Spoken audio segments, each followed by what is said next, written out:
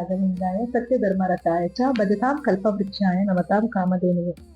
ಸಮಸ್ತ bits of India Kannada channel ವೀಕ್ಷಕರೆಲ್ಲರಿಗೂ ಕೂಡ ನನ್ನ ನಮಸ್ಕಾರಗಳು. ವರ್ಷ ಭವಿಷ್ಯ ಕಾರ್ಯಕ್ರಮಕ್ಕೆ ತಮಗೆಲ್ಲರಿಗೂ ಸ್ವಾಗತ.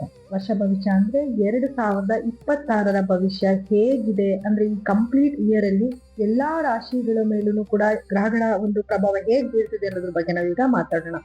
ಮೊದಲನೇದಾಗಿ ಗ್ರಹಗಳ ಒಂದು ಚಲನೆ, ಈ ವರ್ಷದಲ್ಲಿ ಯಾವ್ಯಾವ ಗ್ರಹ ಯಾವ ಸ್ಥಾನಮಾನದಲ್ಲಿ ಕೂತಿದೆ ಅನ್ನೋದನ್ನ ಗಮನಿಸೋದಾದ್ರೆ ನೋಡಿ, ಮೊದಲನೇದು ಶನಿ ಗ್ರಹ ಅಂತ ತಗೊಳ್ಳೋಣ.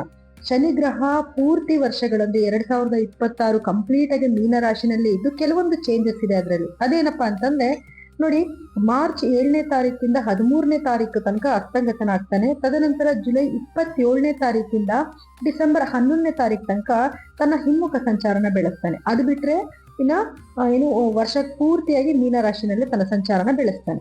ಇನ್ನ ರಾಹುಗ್ರಹ ಅಂತ ನೋಡಿದಾಗ ರಾಹುಗ್ರಹ ಕೂಡ ನವೆಂಬರ್ 2026 ನವೆಂಬರ್ ತನಕನೂ ಕೂಡ ಕುಂಭರಾಶಿನಲ್ಲೇ ಇರ್ತಾನೆ. ಆದ್ರೆ ಡಿಸೆಂಬರ್ 5ನೇ ತಾರೀಕು ಕುಂಭರಾಶಿಯಿಂದ ಮಕರ ರಾಶಿಗೆ ತನ್ನ ಪ್ರಯಾಣನ ಬೆಳೆಸಿ ಅದೇ ಮನೆಯಲ್ಲಿ 18 ತಿಂಗಳ ಕಾಲ ಅದೇ ಮನೆಯಲ್ಲಿ ಪ್ರಯಾಣನ ಬೆಳೆಸ್ತಾನೆ.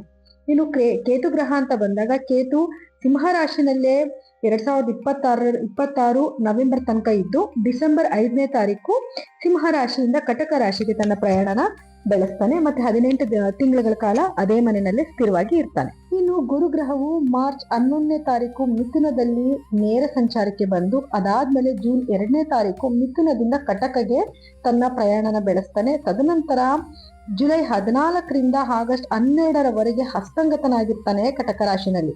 ಅದಾದ್ಮೇಲೆ ಅಕ್ಟೋಬರ್ 31ನೇ ತಾರೀಕು ಕಟಕದಿಂದ ಸಿಂಹ ರಾಶಿಗೆ ತನ್ನ ಪ್ರಯಾಣನ ಬೆಳೆಸ್ತಾನೆ. ಹಾಗೆ ಡಿಸೆಂಬರ್ 13ರಿಂದ ಮತ್ತೆ ತನ್ನ ಹಿಮ್ಮುಖ ಸಂಚಾರನ ಶುರು ಮಾಡ್ತಾನೆ.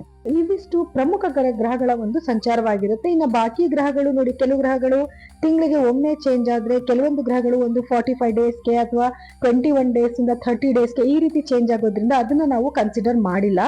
ಹಾಗೆ ಯಾರಿಗೆಲ್ಲ ಗುರುಬಲ ಇರುತ್ತೆ ಈ ತಿಂಗಳಲ್ಲಿ ಅಂದ್ರೆ ಈ 2026ರಿಂದ ನೋಡಕ್ ಹೋದ್ರೆ, ಯಾರಿಗೆಲ್ಲ ಗುರು 2ನೇ ಮನೆ, 5ನೇ ಮನೆ, 7ನೇ ಮನೆ, 9ನೇ ಮನೆ ಮತ್ತೆ 11ನೇ ಮನೆಯಲ್ಲಿ ಸಂಚಾರ ಮಾಡ್ತಿರ್ತಾನೋ ಅವರೆಲ್ಲರಿಗೂ ಕೂಡ ಗುರುಬಲ ಇರುತ್ತೆ. ಗುರುಬಲ ಇದ್ದಂತ ಸಮಯದಲ್ಲಿ ಮದುವೆ ಕಾರ್ಯಗಳು, ಗೃಹ ಪ್ರವೇಶಗಳು, ಈ ತರ ಒಳ್ಳೊಳ್ಳೆ ಕಾರ್ಯಗಳನ್ನ ಎಲ್ಲರೂ ಮಾಡ್ತಾರೆ. ಆದ್ರೆ ಕೆಲವು ಸಮಯ ಅಂದ್ರೆ ಜುಲೈ 14ರಿಂದ 12ರವರೆಗೆ ಹಸ್ತಂಗತನಾಗಿರ್ತಾನೆ. ಆ ಸಮಯದಲ್ಲಿ ಮಾತ್ರ ಶುಭ ಕಾರ್ಯ ಮಾಡೋದಕ್ಕೆ ನಿಷಿದ್ಧ ಅಂತ ಹೇಳ್ಬೋದು. 2026ರಲ್ಲಿ ನಡೆಯುವಂತಹ ಕೆಲವು ಗ್ರಹಣಗಳ ಬಗ್ಗೆ ಮಾತಾಡ್ಬೇಕು ಅಂತಂದ್ರೆ 4 ಗ್ರಹಣಗಳು ನಡೆಯುತ್ತೆ. 2 ಸೂರ್ಯಗ್ರಹಣ, 2 ಚಂದ್ರಗ್ರಹಣ ನಡೆಯುತ್ತೆ. ಅದ್ರೊಳಗಡೆ 3 ಗ್ರಹಣಗಳು ನಮ್ಮ ಭಾರತಕ್ಕೆ ಗೋಚಾರ ಇರೋದಿಲ್ಲ. ಅಂದ್ರೆ ಫೆಬ್ರವರಿ 17ನೇ ತಾರೀಕು ಸೂರ್ಯಗ್ರಹಣ ನಡೆಯುತ್ತೆ, ಅದು ಕೂಡ ಭಾರತದಲ್ಲಿ ಗೋಚಾರ ಇರೋದಿಲ್ಲ. ಹಾಗೆ ಆಗಸ್ಟ್ 12ನೇ ತಾರೀಕು ಕೂಡ ಒಂದು ಸೂರ್ಯಗ್ರಹಣ ನಡೆಯುತ್ತೆ, ಅದು ಕೂಡ ನಮ್ಮ ಭಾರತದಲ್ಲಿ ಗೋಚಾರ ಇರೋದಿಲ್ಲ. ಆದ್ರೆ ಅದೇ ಮಾರ್ಚ್ 3ನೇ ತಾರೀಕು ಚಂದ್ರಗ್ರಹಣ ನಡೆಯುತ್ತೆ, ಅದು ಗೋಚಾರ ಇರುತ್ತೆ ಭಾರತದಲ್ಲಿ. ಹಾಗೆ ಆಗಸ್ಟ್ 28ನೇ ತಾರೀಕು ಒಂದು ಗ್ರಹಣ ನಡೆಯುತ್ತೆ, ಅದು ಕೂಡ ನಮ್ಮ ಭಾರತದಲ್ಲಿ ಗೋಚಾರ ಇರೋದಿಲ್ಲ. ಪ್ರತಿಯೊಬ್ಬರಿಗೂ ಕೂಡ ಹೊಸ ವರ್ಷದ ಆರ್ಥಿಕ ಶುಭಾಶಯಗಳನ್ನ ಹೇಳ್ತಾ, ಈ ವರ್ಷದಲ್ಲಿ ನೀವು ಏನೆಲ್ಲ ಕನಸುಗಳನ್ನ ಇಟ್ಕೊಂಡಿದ್ದೀರಾ, ಏನೆಲ್ಲ ಡ್ರೀಮ್ಸ್ ಇಟ್ಕೊಂಡಿದ್ರಿ, ಯಾವ್ದನ್ನ ನೀವು 2025 ನಲ್ಲಿ ನೀವು ನೆರವೇರಿಸ್ಕೊಳಕ್ಕಾಗಿಲ್ಲ, ಅದೆಲ್ಲರೂ ಕೂಡ 2026 ನಲ್ಲಿ ನೆರವೇರಿಸ್ಕೊಳ್ಳಿ ಅಂತ ಎಲ್ಲರಿಗೂ ಆಶಿಸ್ತಾ ನಾನೀಗ ಕಾರ್ಯಕ್ರಮನ ಶುರು ಮಾಡ್ತೀನಿ. ಇನ್ನು 2026ರಲ್ಲಿ ವೃಷಭ ರಾಶಿಯವರ ವಾರ್ಷಿಕ ಭವಿಷ್ಯ ಹೇಗಿರುತ್ತೆ ಅಂತ ನೋಡೋದಾದ್ರೆ ನೋಡಿ, ಗುರುಗ್ರಹವು ವೃಷಭ ರಾಶಿಯವರಿಗೆ ವರ್ಷದ ಆರಂಭದಲ್ಲಿ ತನ್ನ 2ನೇ ಮನೆಯಲ್ಲಿ ಸಂಚಾರ ಮಾಡ್ತಾ ಇದ್ದು ತದನಂತರ 3 ಮತ್ತೆ 4ನೇ ಮನೆಗೆ ತನ್ನ ಪ್ರವೇಶನ ಬೆಳೆಸುತ್ತೆ. ಸೊ ಇದರಿಂದ ವೃಷಭ ರಾಶಿಯವರಿಗೆ ಎಲ್ಲಾ ರೀತಿಯಿಂದನೂ ಒಳ್ಳೇದಾಗುತ್ತೆ. ಆರ್ಥಿಕವಾದ ಧನಲಾಭಗಳಾಗುವಂಥದ್ದು, ಕುಟುಂಬದಲ್ಲಿ ಸಂತೋಷ ಆಗುವಂಥದ್ದು, ನಿಮ್ಮ ಕಮ್ಯುನಿಕೇಶನ್ ಸ್ಕಿಲ್ ಚೆನ್ನಾಗಿರುವಂಥದ್ದು, ಈ ರೀತಿ ಎಲ್ಲಾ ರೀತಿಯಿಂದನೂ ಗುರುವಿಂದ ನಿಮ್ಗೆ ಒಳ್ಳೆ ಪರಿಣಾಮಗಳನ್ನ ಬೀರ್ತಿದೆ. ಇನ್ನ ಶುಕ್ರ ಗ್ರಹ ತನ್ನ ಪತನ ನಿಮ್ಗಾಗ್ಲೇ ಹೇಳಿದಂಗೆ ಒಂದು 60 ಡೇಸ್ಗೆ ಒಂದ್ಸತಿ ಅದು ತನ್ನ ಒಂದು ಸ್ಥಾನ ಬದಲಾವಣೆ ಮಾಡ್ತಾ ಇರೋದ್ರಿಂದ ಒಂದೊಂದು ಮನೆಯಲ್ಲಿ ಕುತ್ಕೊಂಡಾಗ ಒಂದೊಂದು ರೀತಿಯ ಒಂದು ಪರಿಣಾಮನ ಬೀರ್ತಾ ಇರ್ತಾನೆ. ಹಾಗೆ ಇನ್ನ ರಾಹು ಗ್ರಹ ಅಂತ ತಗೊಂಡಾಗ, ರಾಹು ಮತ್ತೆ ಕೇತು ಅಂತ ತಗೊಂಡಾಗ, ರಾಹು ಮತ್ತೆ ಕೇತುಗಳ ಸ್ಥಾನ ಕುಟುಂಬದ ಜೀವನದ ಮೇಲೆ ಮತ್ತು ವೃತ್ತಿ ಜೀವನದ ಮೇಲೆ ಕೆಲವೊಂದು ಸವಾಲುಗಳನ್ನ ಕೂಡ ಕೊಡುತ್ತೆ, ಯಶಸ್ಸು ಎರಡನ್ನೂ ಕೂಡ ತಂದ್ಕೊಡುತ್ತೆ. ಇನ್ನು ಶನಿ ಗ್ರಹ ಅಂತ ನೋಡಿದಾಗ ಶನಿ ನಿಮ್ಮ ಧನ ಮತ್ತೆ ಸಂಬಂಧಗಳ ಮೇಲೆ ಪ್ರಭಾವನ ಬೀರ್ತಾ ಇರುತ್ತೆ. ಹಾಗಿದೆ ವೃತ್ತಿ ಮತ್ತೆ ವ್ಯಾಪಾರ ಹೇಗಿದೆ ಅಂತ ನೋಡಿದ್ರೆ ಯಶಸ್ಸು ಮತ್ತೆ ಸ್ಥಿರತೆ ಇರುವಂತ ವರ್ಷ ಇದಾಗಿರುತ್ತೆ. ಈ ವರ್ಷ ನಿಮ್ಮ ಜೀವನದಲ್ಲಿ ಸ್ಥಿರತೆ, ಯಶಸ್ಸು ಮತ್ತೆ ಗಮನಾರ್ಹ ಬಡ್ತಿಯ ಸಾಧ್ಯತೆ ಇದೆ. ಬಡ್ತಿ ಅಂತಂದ್ರೆ ನಿಮ್ಗೆ ಪ್ರಮೋಷನ್ ಸಿಗುವಂತ ಒಂದು ಚಾನ್ಸಸ್ ಕೂಡ ಇರುತ್ತೆ. ಹೊಸ ಜವಾಬ್ದಾರಿಗಳು ಮತ್ತೆ ಅವಕಾಶಗಳು, ಉದ್ಯೋಗದಲ್ಲಿರೋರಿಗೆ ಹೊಸ ಜವಾಬ್ದಾರಿಗಳು ಬರುತ್ತೆ, ಮತ್ತೆ ವೃತ್ತಿಪರರಿಗೆ ಹೊಸ ಅವಕಾಶಗಳು ದೊರೆಯುವಂತ ಒಂದು ಸಾಧ್ಯತೆಗಳಿರುತ್ತೆ. ಇನ್ನ ಲಾಭ ಹೇಗಿರುತ್ತೆ ಅಂತ ನೋಡಿದ್ರೆ ವ್ಯಾಪಾರ ಮಾಡೋರಿಗೆ ತುಂಬಾ ಇಂಟ್ರೆಸ್ಟಿಂಗ್ ಆಗಿ ಎಲ್ಲಾ ರೀತಿಯಿಂದಲೂ ಲಾಭ ಸಿಗುತ್ತೆ. ಹಾಗೆ ವ್ಯಾಪಾರ ವಿಸ್ತರಣೆ ಆಗುವಂತ ಅವಕಾಶಗಳು ಕೂಡ ಜಾಸ್ತಿ ಇರುತ್ತೆ. ಅಂದ್ರೆ ಡೆವಲಪ್ಮೆಂಟ್ ಆಗೋದು. ನೀವು ಇವಾಗ ಯಾವ್ದೋ ಒಂದು ಜಾಗದಲ್ಲಿ ಒಂದು ಆಫೀಸ್ ಮಾಡ್ಕೊಂಡಿರ್ತೀರಾ, ನಿಮ್ಮ ವ್ಯಾಪಾರ ಚೆನ್ನಾಗಿದ್ದು ಅದನ್ನ ಇನ್ನೂ ಡೆವಲಪ್ಮೆಂಟ್ ಮಾಡ್ಕೊಳ್ಳೋಂತ ಒಂದು ಸಾಧ್ಯತೆಗಳು ಜಾಸ್ತಿ ಇರುತ್ತೆ. ಅದೇ ಸಣ್ಣದಾಗಿ ಏನೋ ಒಂದು ವ್ಯಾಪಾರ ಶುರು ಮಾಡಿರ್ತೀರಾ, ಅದನ್ನ ಡೆವಲಪ್ಮೆಂಟ್ ಮಾಡ್ಕೊಳ್ಳೋಂತ ಒಂದು ಸಾಧ್ಯತೆ ಕೂಡ ಇರುತ್ತೆ. ಇನ್ನು ಹಣಕಾಸು ಆರ್ಥಿಕ ಸ್ಥಿತಿ ಹೇಗಿರುತ್ತೆ ಅಂತ ನೋಡಕ್ ಹೋದ್ರೆ ವೃಷಭ ರಾಶಿ ಜನರಿಗೆ ಆರ್ಥಿಕವಾಗಿ ಸಾಕಷ್ಟು ಬಲಶಾಲಿಗಳಾಗಿರ್ತಾರೆ. ಒಳ್ಳೊಳ್ಳೆ ಅವಕಾಶಗಳನ್ನ ಪಡೆಯುವಂತ ಒಂದು ವರ್ಷ ಇದಾಗಿರುತ್ತೆ. ಇನ್ನು ನೀವೇನಾದ್ರೂ ಇನ್ವೆಸ್ಟ್ಮೆಂಟ್ ಮಾಡ್ತಾ ಇದ್ದೀರಾ ಅಂತಂದ್ರೆ ಇನ್ವೆಸ್ಟ್ಮೆಂಟ್ ಮಾಡ್ಬೇಕಾದ್ರೆ ಸ್ವಲ್ಪ ಯೋಚನೆ ಮಾಡಿ ಇನ್ವೆಸ್ಟ್ಮೆಂಟ್ ಮಾಡಬೇಕು. ಅದರಲ್ಲೂ ನೀವೇನಾದ್ರೂ ಲಾಂಗ್ ಟರ್ಮ್ ಏನಾದ್ರೂ ಇನ್ವೆಸ್ಟ್ಮೆಂಟ್ ಮಾಡ್ತಾ ಇದ್ದೀರಾ ಅಂತಂದ್ರೆ 2 ವರ್ಷಗಳ ಕಾಲಕ್ಕೆ, 3 ವರ್ಷಗಳ ಕಾಲಕ್ಕೆ, ಅಥವಾ ಇದು ಸ್ವಲ್ಪ ನಮ್ಗೆ ಜಾಸ್ತಿ ದಿವಸ ಸ್ಥಿರವಾಗಿರ್ಬೇಕು ಅಂತ ಇನ್ವೆಸ್ಟ್ಮೆಂಟ್ ಮಾಡ್ತಾ ಇದ್ದೀರಾ ಅಂದ್ರೆ ಸ್ವಲ್ಪ ಕೇರ್ಫುಲ್ ಆಗಿದ್ರೆ ಒಳ್ಳೇದು. ಬಟ್ ಇನ್ವೆಸ್ಟ್ಮೆಂಟ್ಗೆ ಗುಡ್ ಟೈಮ್ ಅಂತಾನೆ ಹೇಳ್ಬೋದು. ಏನೇ ಕೆಲಸ ಮಾಡ್ತಾ ಇದ್ರು ಕೂಡ ಅದ್ರ ಬಗ್ಗೆ ವಿಚಾರ ಮಾಡಿ ಟೈಮ್ ಚೆನ್ನಾಗಿದೆ ಅಂತ ಅಂದ್ಬಿಟ್ಟು ಇವಾಗೇನೋ ಹೇಳ್ತಾರಲ್ಲ, ಆಯಸ್ ಗಟ್ಟಿ ಇದೆ ಅಂತ ಬಂಡೆ ಕಲಕ್ಕೆ ಚಚ್ಕೊಂಡ್ರು ಅಂತ ಆ ತರ ಕೆಲಸನ ಮಾಡ್ಕೊಳಕ್ ಹೋಗ್ಬೇಡಿ. ಸೊ ವಿಚಾರ ಮಾಡಿ ಏನ್ ಕೆಲ್ಸಕ್ಕೆ ನೀವು ಇನ್ವೆಸ್ಟ್ಮೆಂಟ್ ಮಾಡ್ತಿದ್ದೀರಾ ಅದ್ರ ಸ್ಥಿತಿಗತಿನ ನೋಡ್ಕೊಂಡು ಇನ್ವೆಸ್ಟ್ಮೆಂಟ್ ಮಾಡೋದ್ರಿಂದ ಏನು ನೆಗೆಟಿವಿಟಿ ನಿಮ್ಗೆ ಅಷ್ಟು ಆಗೋದಿಲ್ಲ. ಕುಟುಂಬದಲ್ಲಿ ನಿಮ್ಮ ರಿಲೇಶನ್ಶಿಪ್ ಹೇಗಿರುತ್ತೆ ಅಂತ ನೋಡಿದ್ರೆ ಕುಟುಂಬದ ಜೀವನ ತುಂಬಾ ಸಂತೋಷದಿಂದ ಕೂಡಿರುತ್ತೆ.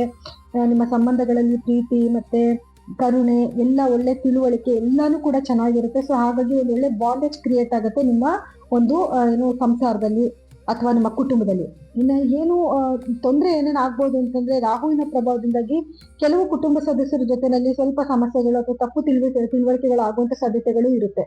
ಇನ್ನು ನಿಮ್ಮ ಲವ್ ಲೈಫ್ ಹೇಗಿರುತ್ತೆ, ಪ್ರೇಮ ಜೀವನ ಹೇಗಿರುತ್ತೆ, ನಿಮ್ಮ ಗಂಡ ಹೆಂಡತಿ ಮಧ್ಯದಲ್ಲಿ ಬಾಂಡೇಜ್ ಹೇಗಿರುತ್ತೆ ಅಂತ ನೋಡಿದ್ರೆ ತುಂಬಾ ಒಂದು ತಾಳ್ಮೆನ ಪರೀಕ್ಷೆ ಮಾಡುವಂತ ಒಂದು ಸಮಯ ಅಂತ ಹೇಳ್ಬೋದು. ಸವಾಲನ್ನ ಎದುರಿಸುವಂತ ಒಂದು ಸಮಯ ಅಂತ ಹೇಳ್ಬೋದು.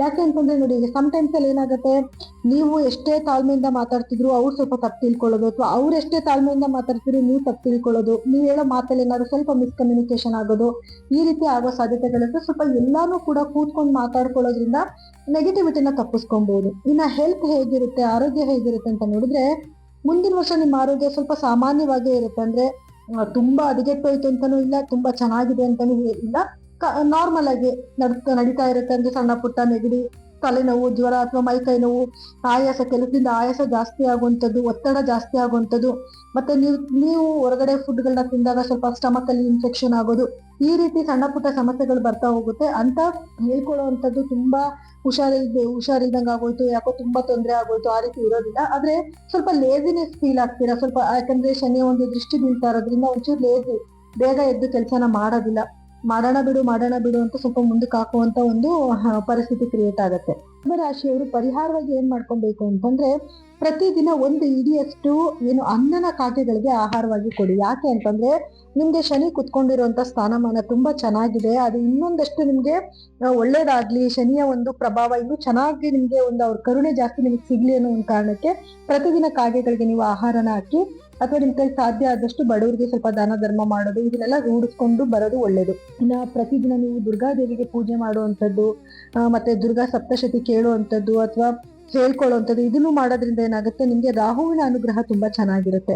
ಹಾಗೆ ಶನಿವಾರದ ದಿವಸ ಬಜರಂಗ ಬಾಣವನ್ನು ಪಠನೆ ಮಾಡೋದು. ಇನ್ನು ನೋಡಿ, ಇಲ್ಲಿವರೆಗೂ ಹೇಳಿರುವಂತಹ ಫಲಗಳು ಸಾಮಾನ್ಯ ಫಲಗಳಾಗಿದ್ದು, ಅಂದ್ರೆ ನೋಡಿ ಯಾವಾಗ್ಲೂ ಅಷ್ಟೇ ಮನುಷ್ಯನ್ಗೆ ದಶಾಭುಕ್ತಿ ತುಂಬಾ ಇಂಪಾರ್ಟೆಂಟ್ ಆಗುತ್ತೆ. ನಿಮ್ಮ ದಶಾ ನಿಮ್ಗೆ ಒಂದು 35% ನಿಮ್ಗೆ ಒಳಿತನ್ನ ಮಾಡಿದ್ರೆ ಭುಕ್ತಿ ನಿಮ್ಗೆ 45% ಆಗುತ್ತೆ. ಇನ್ನ ಟ್ರಾನ್ಸಿಟ್ ಅಂದ್ರೆ ಇವಾಗ ಏನು ಗ್ರಹಗಳ ಒಂದು ಗೋಚಾರ ಫಲ ಹೇಳಿದ್ರೆ ಅದು ನಿಮ್ಗೆ 15% ಅಕ್ಯುರೇಟ್ ಆಗುತ್ತೆ. ಸೊ ಹಾಗಾಗಿ ನಿಮ್ಮ ವೈಯಕ್ತಿಕ ಜಾತಕನ ಒಮ್ಮೆ ತೋರಿಸ್ಕೊಳ್ಳೋದು ತುಂಬಾ ಒಳಿತಾಗತ್ತೆ. ಅದರಲ್ಲಿ ನಿಮ್ಗೆ ಏನೆಲ್ಲ ಪರಿಣಾಮಗಳಾಗ್ತಾ ಇದೆ ಅಥವಾ ಏನೆಲ್ಲ ಮುಂದಕ್ಕೆ ನಿಮ್ ಜೀವನಗಳು ಹೇಗಿರುತ್ತೆ, ಯಾವ ದಶಾಭುಕ್ತಿ ನಡೀತಿದೆ, ಅದಕ್ಕೋಸ್ಕರ ನೀವೇನ್ ಪರಿಹಾರ ಮಾಡ್ಕೋಬೇಕು ಅನ್ನೋದನ್ನ ನೀವು ತಿಳ್ಕೊಬಹುದು. ಸೊ ಹಾಗಾಗಿ ನೀವೇನಾದ್ರೂ ನಿಮ್ಮ ಜಾತಕಗಳನ್ನ ಪರೀಕ್ಷೆ ಮಾಡ್ಕೊಬೇಕು ಅಂತಂದ್ರೆ ಕೆಳಗಡೆ ಸ್ಕ್ರೋಲ್ ಆಗ್ತಿರೋ ನಮ್ಮ ನಂಬರ್ಗೆ ಕರೆ ಮಾಡಿ ನೀವು ನಿಮ್ಮ ಜಾತಕಗಳನ್ನ ಪರಿಶೀಲನೆ ಮಾಡ್ಕೊಬಹುದು. ಹಾಗೂ ಇದಾಗಿತ್ತು ದ್ವಾದಶ ರಾಶಿಗಳ 2026ರ ವಾರ್ಷಿಕ ಭವಿಷ್ಯ. ಹಾಗೆ ಎಲ್ಲರಿಗೂ ಕೂಡ ನನ್ನ ಧನ್ಯವಾದಗಳು.